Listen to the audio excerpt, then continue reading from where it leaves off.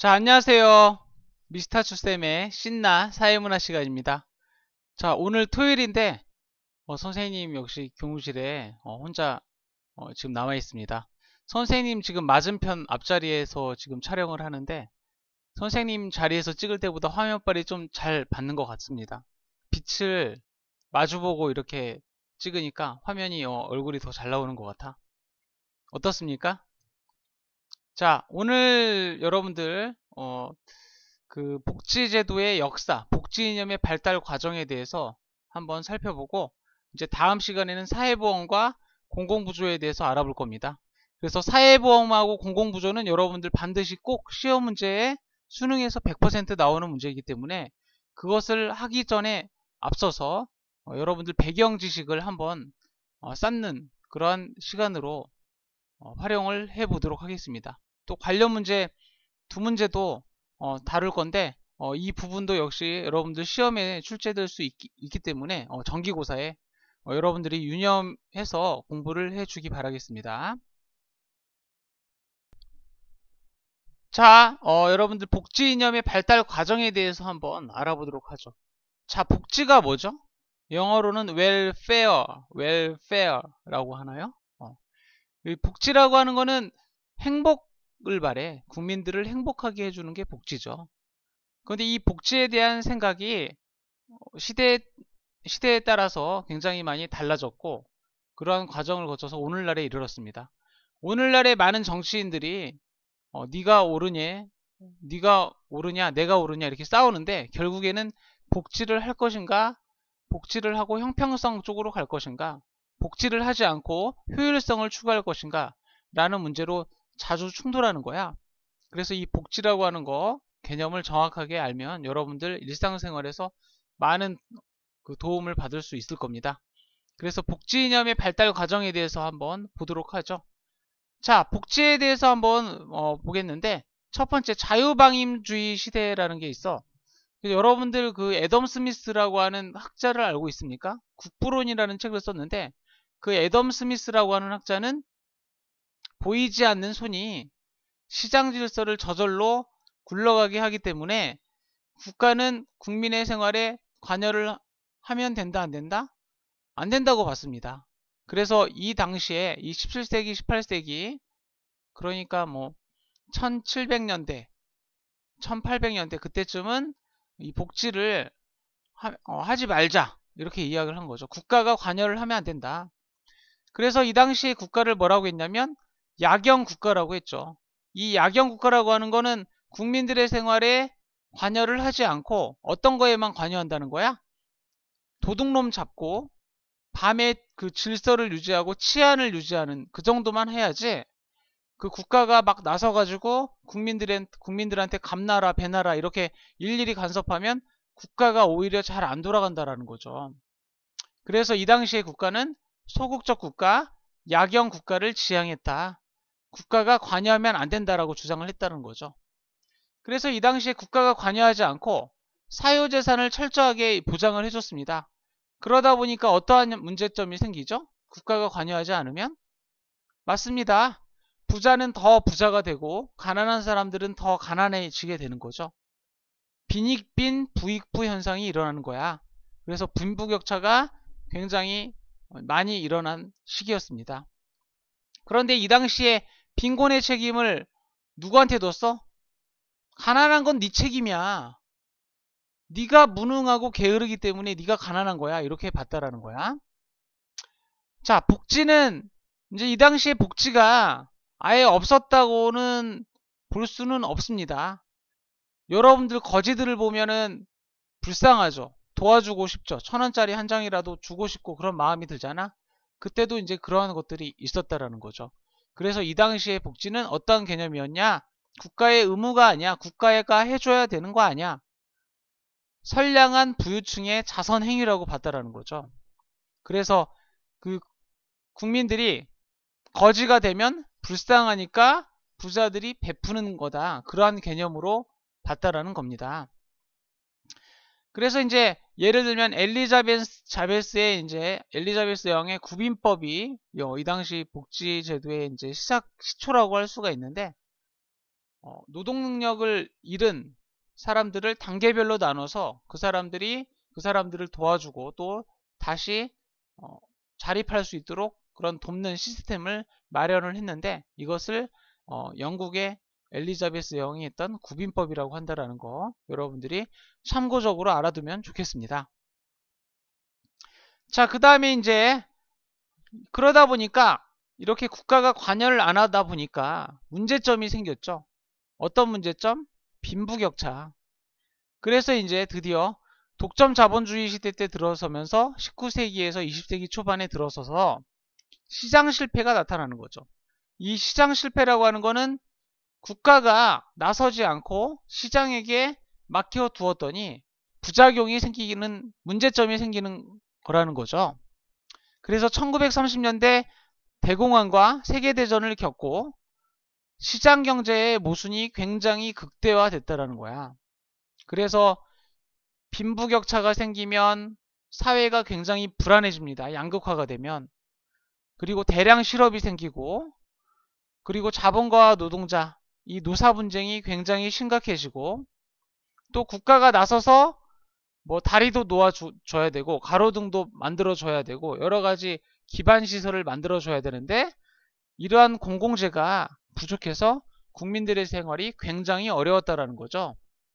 국가가 관여하지 않는 게 좋은 줄 알았는데 관여를 안 했더니 이러한 시장 실패가 생기고 여러 가지 심각한 문제가 생겼다라는 겁니다. 자, 그래서 이러한 문제점이 생기니까 국가는 다시 노선을 바꿔야 되죠. 그래서 자본주의, 무조건 국가가 관여하지 않는 자유주의에 기반한 자본주의는 좋지 않은 거구나 라는 걸 깨달아서 이 기존의 자본주의를 어떻게 했다는 거야? 수정했다라는 거죠.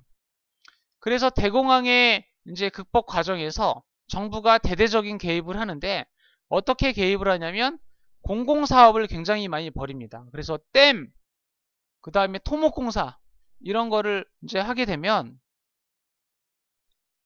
지금 갑자기 교무실에 학생이 들어와가지고 열쇠를 찾는 바람에 방송이 끊겼네요. 그래서 국가에서 이러한 그 댐이나 그 다음에 그 다리, 가로등 이런 공영사업을 벌이면 그 사람들을 고용을 해야 되잖아. 그래서 그 국민들을 고용할 수 있고, 그러니까 일자리가 생기고, 일자리가 생기면 수입이 생기잖아. 그럼 그 수입을 가지고 소비를 하게 된다는 거죠. 그래서 그 소비가 활성화되면 기업에서 그 생산이 다시 활발하게 이루어지고 또 다시 고용이 창출되고, 그러면서 실업 문제가 생기면서 경제가 활성화되었다라는 거죠. 그래서 이제 대공황의 극복 과정에서 이러한 정부의 대대적인 개입을 통해서 경제가 많이 살아나고 그 시장 실패가 많이 해결되었다라는 거야. 그래서 조세증대, 대규모 공영 사업을 이제 했는데, 이러한 것들은 정부가 적극적으로 나서서 개입을 하는 거죠. 자, 그래서 이제 이 국가가 이제 본격적으로 이제 국민의 삶에 개입을 하기 시작했는데, 자, 최소한의 인간다운 삶을 모든 국민에게 보장해 주려고 했다라는 거죠. 그래서 이 복지를 통한 최소한의 인간다운 삶을 국민에게 보장해 주는 것이 국가의 의무다라고 명시해 놓은 보고서가 어떤 보고서냐? 베버리지 보고서라는 거죠. 그래서 1942년에 이 베버리지 보고서 안에 이러한 내용들이 있다라는 거 여러분들이 기억을 하고, 이 당시에 이제 그 사회적 분위기는 부자에게 세금을 많이 걷어서 서민을 행복하게 해주는 복지 정책을 많이 펼치자라는 주장을 했다라는 겁니다. 자, 그런데 이렇게 복지를 굉장히 늘려서 국민들에게 세금을 많이 걷어서 복지를 많이 하면 좋은 세상이 되었을까요? 여러분들 복지를 많이 하면 좋을 것 같지만, 이 복지라고 하는 거는 결국에는 다 누구 주머니에서 나오는 거야? 국민들 호주머니에서 나오는 거잖아. 그러다 보니까 여기에 역시 문제점이 굉장히 많이 생겼다라는 거죠. 일단 그 세금을 많이 내니까 조세 부담이 굉장히 늘어서 근로의욕이 떨어지고, 그러다 보면은 그 경제의 효율성이 굉장히 낮아지죠. 그런 문제점이 생겼습니다.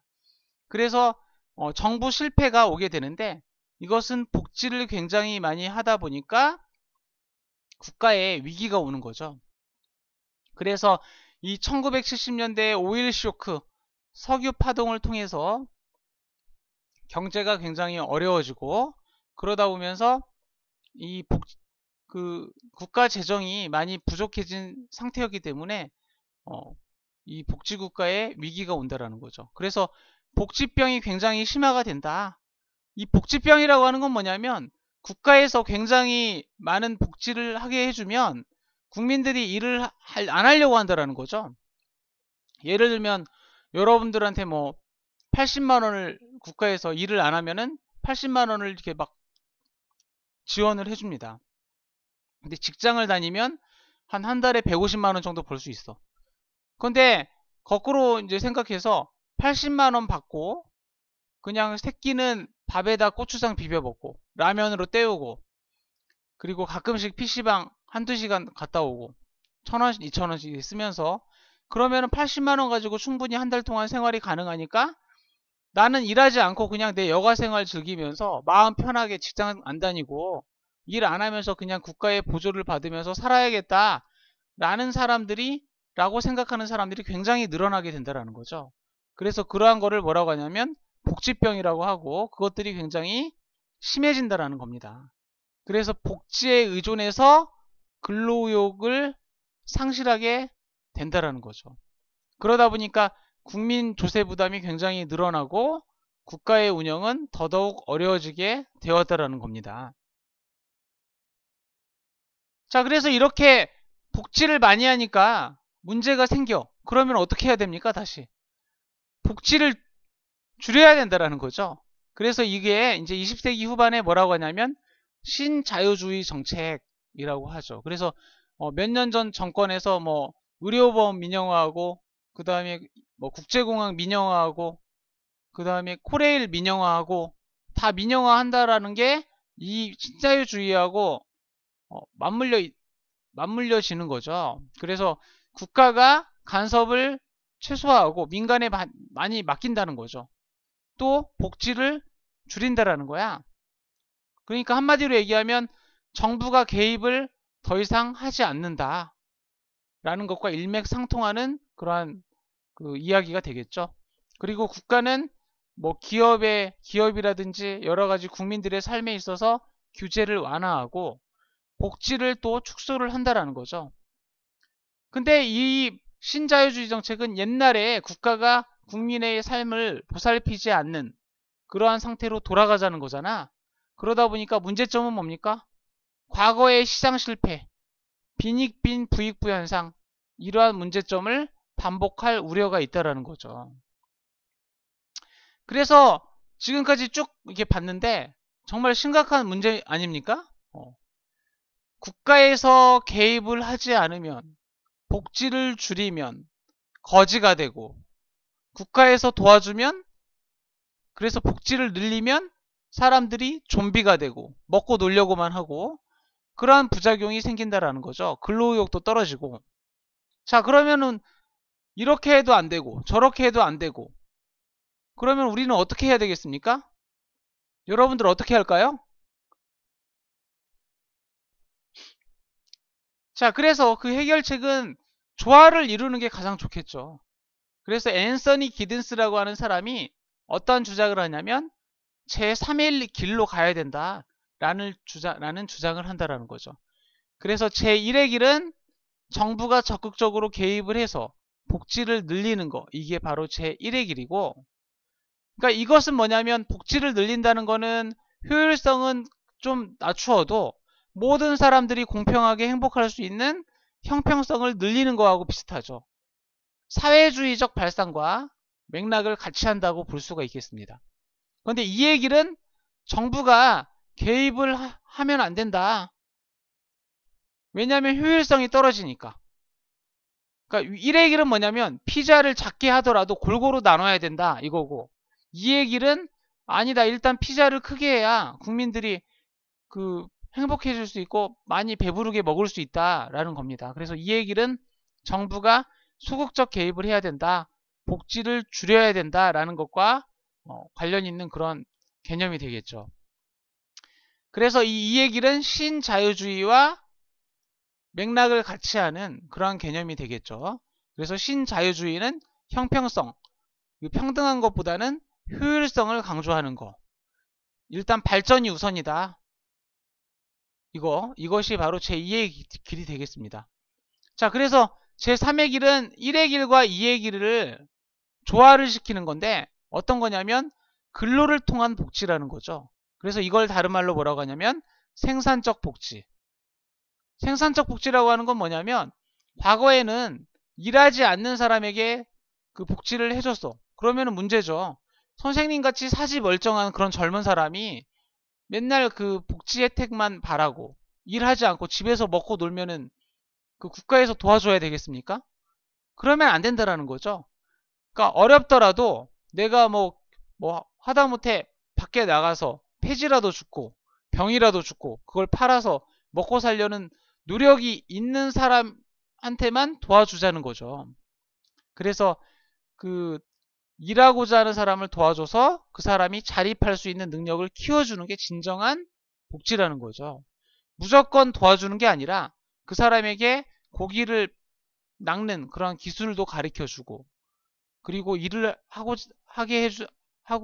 일을 하고자 하는 동기부여도 해주고 이것이 바로 진정한 복지라는 거야. 그래서 제3의 길은 근로를 통한 복지다. 그래서 여러분들 그림을 한번 보면은 밑에 있는 그림을 보면 국가가 무조건 지원을 해주는 게 아니야. 일을 하지 않으면 지원을 해주지 않는다라는 거죠. 근로 능력이 있는데 일을 하지 않으면 지원을 해주지 않는다. 그래서 소득이 아예 없으면 사지가 멀쩡한 그런 젊은 사람, 일을 할 수 있는 능력자가 일을 하지 않으면 국가에서 지원을 해주지 않는다라는 거죠.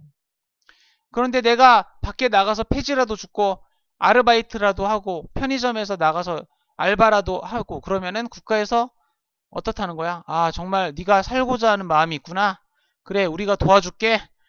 그래서 이렇게 도와주기 시작한다라는 거야. 그래서 소득이 생기면 생길수록 국가에서 지원해주는 지원 액수가 커지죠. 이렇게 소득이 이만큼 생기면 국가에서 이만큼 도와준다라는 거죠. 어디까지? 일정한 수준에 다다를 때까지. 그래서 예를 들면 100만 원을 벌 때 국가에서 최대한 이제 지원을 해준다고 치면 100만 원을 벌면 국가에서 최대한 많이 지원을 받는다라는 거야. 이해가 되겠죠? 그런데 그 100만 원 이후부터는 어떻게 된다는 거야? 국가에서의 그 지원액을 점차 줄인다라는 거죠. 그런데 이때의 총소득이 이때보다는 더 많겠죠. 그치? 만약에 이때가 총소득이 많으면 여기서 사람들이 멈출 거 아니야? 더 이상 일을 하고자 하는 그런 의욕이 안 생길 테니까 여기로 갈수록 국가의 지원은 줄어들지만 내가 번 돈과 국가의 지원을 합치면 그 액수가 더 커지겠죠. 그래서 쭉 가다가 어느 수준에 다르면 이 사람은 더 이상 국가에서의 지원을 받지 않고 이제 어떤 사람이 되는 거야? 세금을 내는 그러한 사람이 되는 거죠. 도움을 받던 사람이 이 소득 수준 이상이 되면 세금을 내고 다른 사람을 도와주는 그러한 사람으로 거듭난다라는 거죠. 그래서 이 앤서니 기든스의 생산적 복지는 도움을 받는 사람을 도움을 이제 주고 세금을 내는 사람이 될 수 있도록 하는 그러한 복지다라고 할 수가 있겠습니다. 어떻습니까? 굉장히 바람직한 복지라고 할 수가 있겠죠. 자, 그러면 여러분들 이거 아까 배운 내용을 바탕으로 해서 두 문제 한번 풀어보죠. 사실 여러분들 이 부분에서는 그 수능에서 나올 확률은 별로 없고 그 어떤 부분이 중요하냐면 이제 다음 시간에 배우게 될 사회보험과 공공부조, 사회복지 서비스 이 부분이 시험 문제에 100% 출제가 됩니다.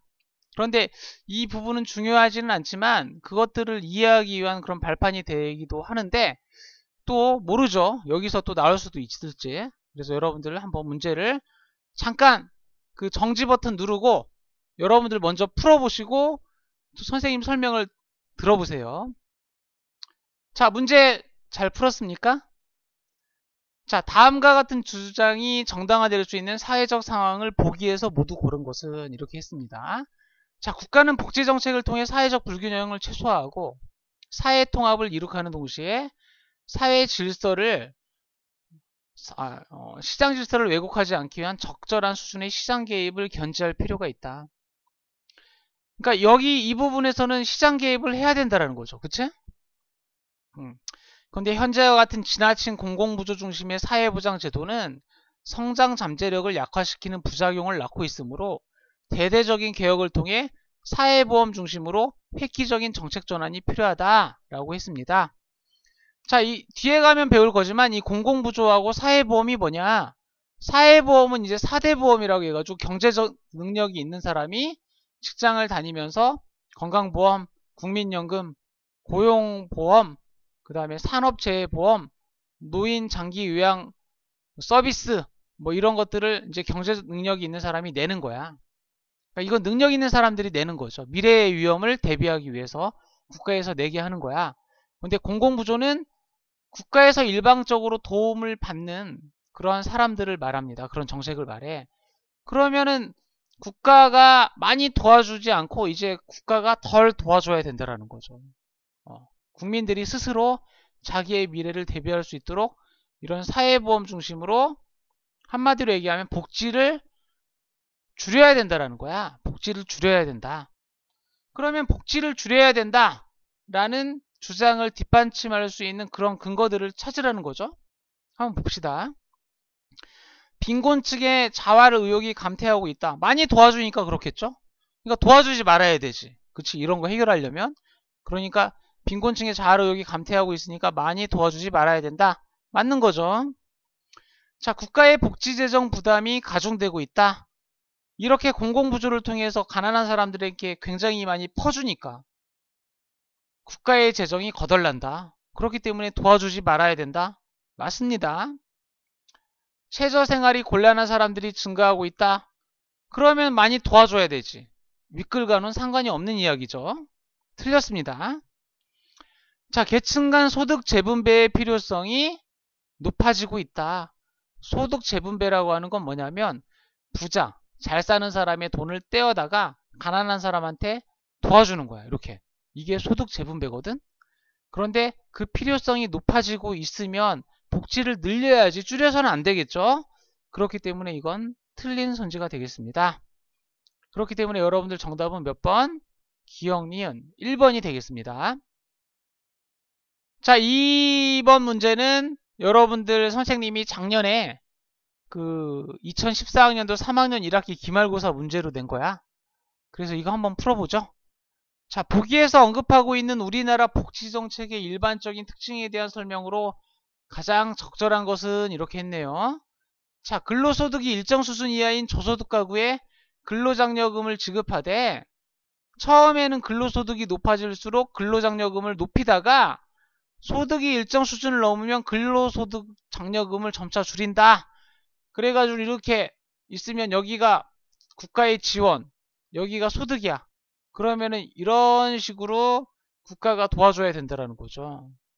그래서 이제 여기를 넘게 되면 이제 그 국민은 세금을 내는 그런 아주 바람직한 국민으로 바뀌게 된다는 거야. 이게 뭐야? 제3의 길과 관련이 있겠죠. 자, 이것은 앤서니 기든스의 제3의 길, 생산적 복지와 관련 있는 지문이라고 할 수 있겠죠. 그러면 한번 보죠. 사회당 조건이 되는 사람은 가입이 의무화된다. 이거는 사회보험에 관련된 거야. 사회보험. 자, 그 다음에 주로 비금전적 지원이 이루어진다고 했는데 이거는 근로장려금은 돈이잖아. 금. 그쵸? 돈을 주는 거죠. 그러니까 금전적 지원이죠. 비금전적 지원 아닙니다. 그래서 2번 틀렸고 1번도 틀린 선지가 되겠습니다. 수혜 정도에 비례해서 차등적으로 비용을 부담한다. 이건 역시 사회보험이라고 할 수 있겠죠. 그렇기 때문에 이거는 틀려. 그래서 수혜 정도에 비례한다라는 건 뭐냐면 내가 돈을 많이 내면 혜택을 많이 받는다는 거야. 아, 죄송합니다. 사회보험이 아니야. 이거는 사회보험이 아닙니다. 이거는 민간보험입니다. 민간보험. 그래서 민간보험이면 뭡니까? 뭐, 1544-0559. 묻지도 따지지도 않습니다. 나이가 많으시다고요? 뭐 이러면서 광고하는 거 있잖아. 그 암보험, 그 다음에 뭐 노인보험, 실버보험 이런 거 들으라고 하는데 이게 민간보험인데 이 민간보험은 내가 비용을 많이 내면은 내가 어떠한 일이 생겼을 때 그런 혜택을 굉장히 많이 받겠죠? 그런 지문이야. 그렇기 때문에 이거는 제3의 길과 관계가 없고 이거는 민간보험이다 라는 거 헷갈리게 해서 죄송합니다. 자, 그 다음에 이거는 기든스가 주장한 제2의 길이 아니라 제3의 길이 되겠죠? 제3의 길이다. 그래서 이건 틀렸고. 자, 생산과 복지를 연계한 생산적 복지 정책이다. 맞는 말이 되겠습니다.